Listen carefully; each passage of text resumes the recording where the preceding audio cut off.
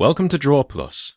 Vector pattern fills are similar to bitmap fills, except they use vector imagery, which means they can be tiled and scaled indefinitely without losing quality or becoming pixelated. DrawPlus ships with a range of vector patterns: bricks and tiles, dots and screens, and lines and hatches.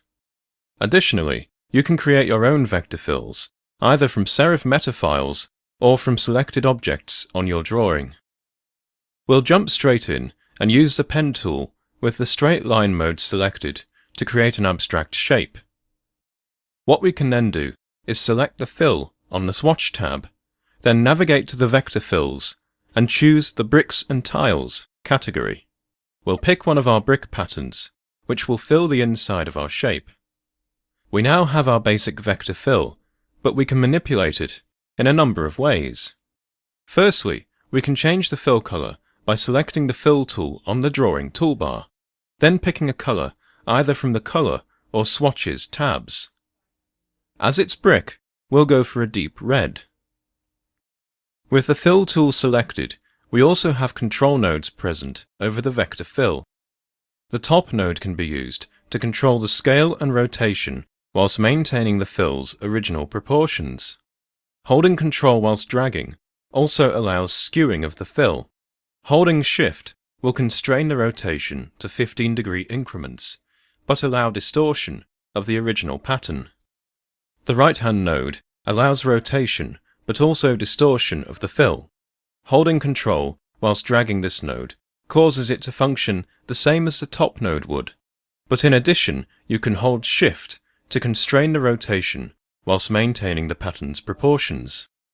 We also have Spacing mode, which gives us the option to control both the amount of space between each repetition and the rotation.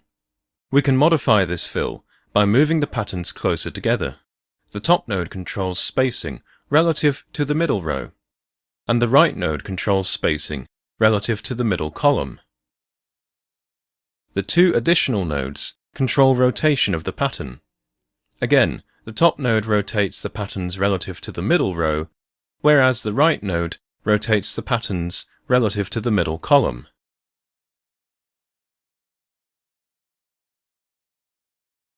To create our own vector fills, we can select a chosen object, navigate to the My Vector Fills category, and click the Add icon, then choose Create Vector Fill from Selection. We can then create a new object and apply this vector fill to see the results. With this chevron pattern, once created as a vector fill, we can apply it to a rectangle and then use a combination of scaling and spacing mode to create some unique looks, including an isometric effect and a zigzag pattern. That's all for this DrawPlus video. Do experiment with creating your own vector pattern fills, and remember that you can get as complicated or as simple as you like. For more information, see the Learn section of the Startup Assistant. Thank you for watching.